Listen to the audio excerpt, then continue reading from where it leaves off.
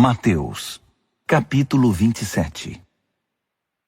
À primeira luz do dia, os principais sacerdotes e líderes religiosos reuniram-se para finalizar o plano de matar Jesus. Eles o amarraram e foram levá-lo a Pilatos, o governador. Então Judas, que o traiu, viu que Jesus fora condenado.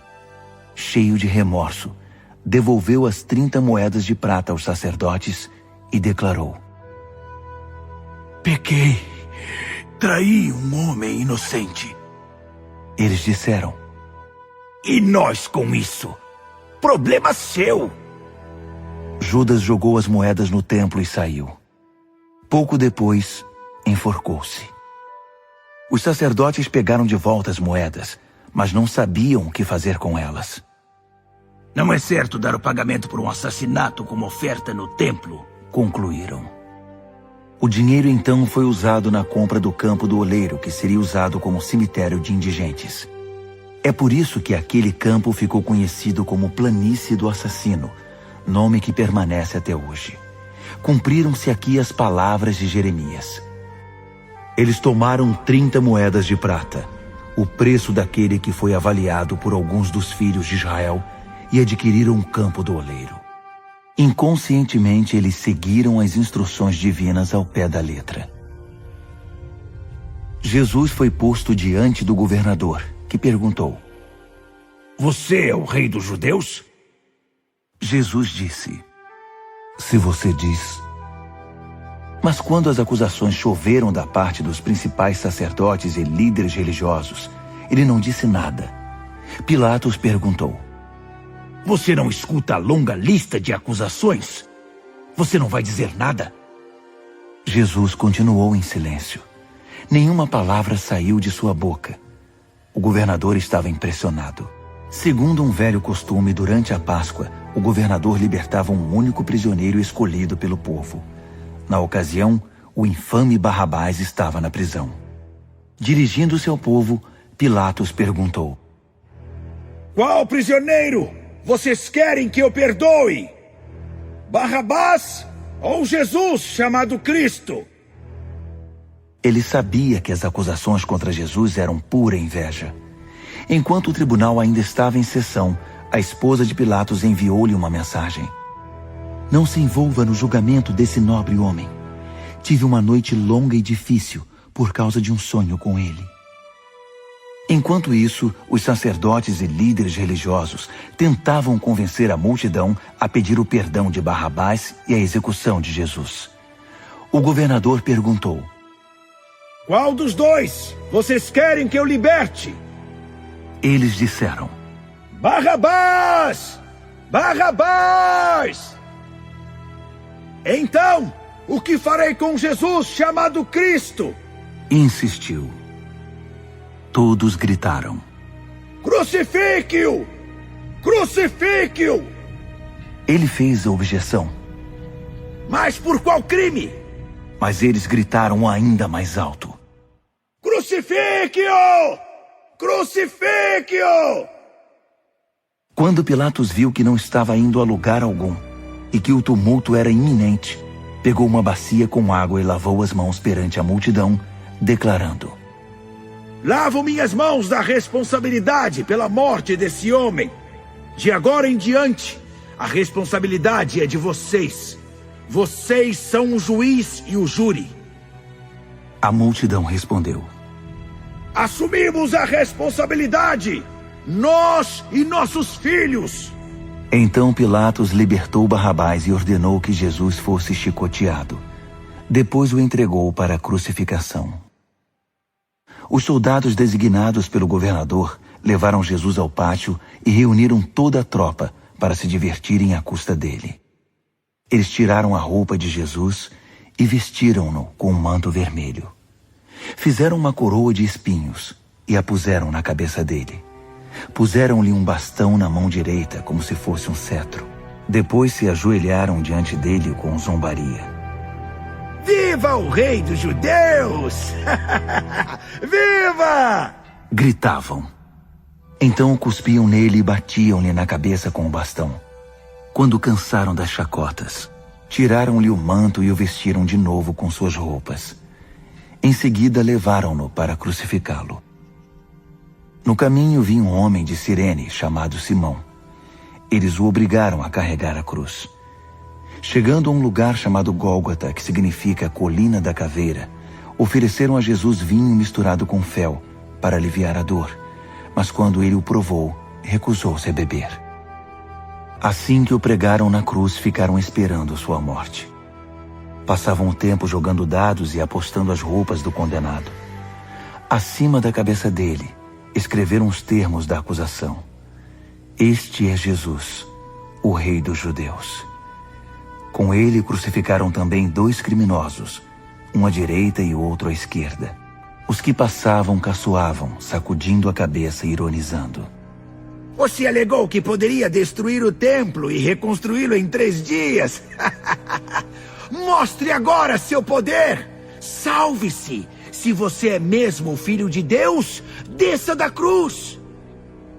Os principais sacerdotes, os mestres da lei e outros líderes religiosos estavam ali, misturados ao povo, divertindo-se e zombando de Jesus. Ele salvou os outros, mas não pode se salvar. Você é o rei de Israel? Então desça da cruz e todos nós acreditaremos em você. Ele estava tão confiante em Deus. Bem, que Deus resgate seu filho agora. Ele não alegava ser filho de Deus? Até os 2 criminosos crucificados com ele participaram da zombaria. Então, do meio-dia às 3 da tarde, toda a terra ficou na escuridão. Cerca de 3 horas da tarde, Jesus gritou bem alto: Eli! Eli! Lama sabachthani! Que quer dizer: meu Deus, por que me abandonaste? Alguns dos que viram aquilo o ouviram e disseram: Ele está chamando Elias! Um deles correu, pegou uma esponja mergulhada em vinagre e ergueu-a numa haste e deu de beber a Jesus. Os outros brincaram: Vamos ver se Elias vem salvá-lo! E depois de outro grito de dor, Jesus deu seu último suspiro. Naquele instante, a cortina do templo rasgou-se ao meio, de alto a baixo. Houve um terremoto e pedras se despedaçaram. Além disso, túmulos se abriram e muitos que haviam sido fiéis a Deus foram ressuscitados. Depois da ressurreição de Jesus, eles deixaram os túmulos, entraram na cidade santa e apareceram a muitos. Quando viram o terremoto e os outros fenômenos, o capitão da guarda e os que estavam com ele ficaram morrendo de medo. Eles disseram: É o Filho de Deus! Só pode ser! Havia ali também algumas mulheres que observavam a certa distância. Elas haviam seguido Jesus desde a Galiléia para servi-lo. Entre elas estavam Maria Madalena, Maria, mãe de Tiago e José, e a mãe dos irmãos Zebedeu. Mais tarde, chegou um homem rico de Arimateia, discípulo de Jesus. Seu nome era José. Ele pediu o corpo de Jesus a Pilatos e o governador atendeu ao seu pedido. José tomou o corpo, envolveu-o em linho limpo, depositou-o no próprio túmulo, um túmulo novo. Havia pouco escavado na rocha e pôs uma grande pedra à entrada. Então foi para casa.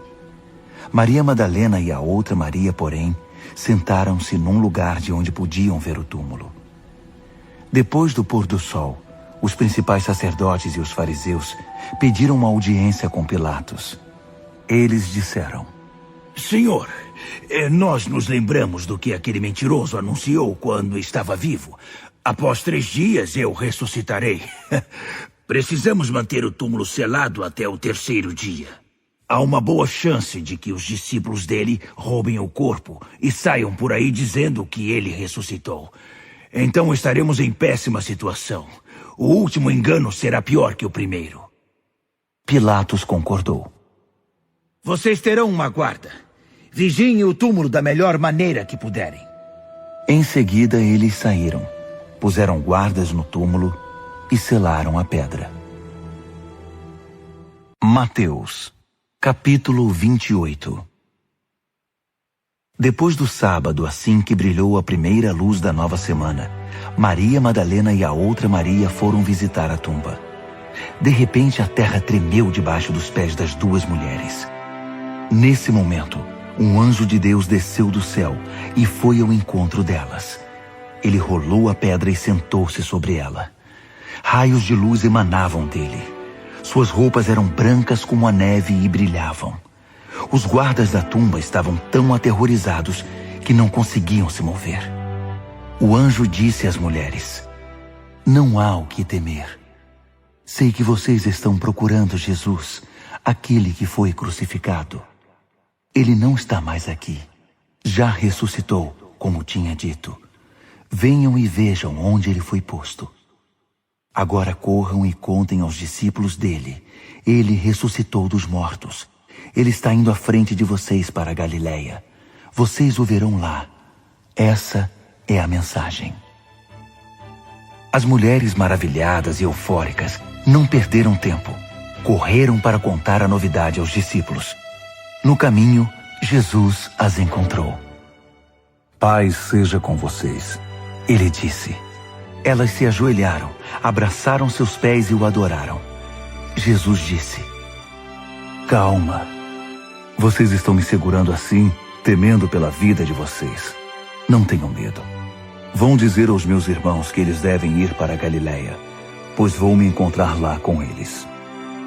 Enquanto isso, os guardas fugiram, mas alguns foram para a cidade e contaram aos principais sacerdotes o que acontecera. Eles convocaram uma reunião dos líderes religiosos e elaboraram um plano. Subornaram os guardas com uma grande soma de dinheiro para que dissessem: "Os discípulos de Jesus vieram de noite e roubaram o corpo enquanto estávamos dormindo." Os religiosos os tranquilizaram.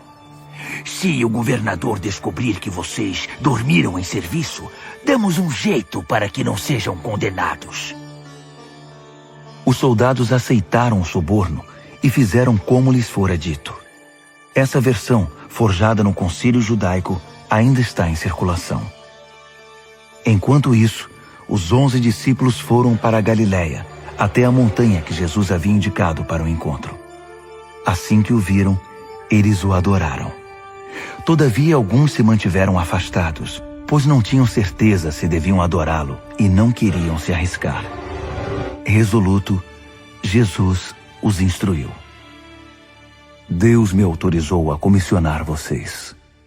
Vão e ensinem a todos os que encontrarem, de perto e de longe, sobre este estilo de vida, marcando-os pelo batismo, no nome tríplice: Pai, Filho e Espírito Santo. Vocês devem ensiná-los a praticar tudo o que tenho ordenado a vocês. Eu estarei com vocês enquanto procederem assim, dia após dia, até o fim dos tempos."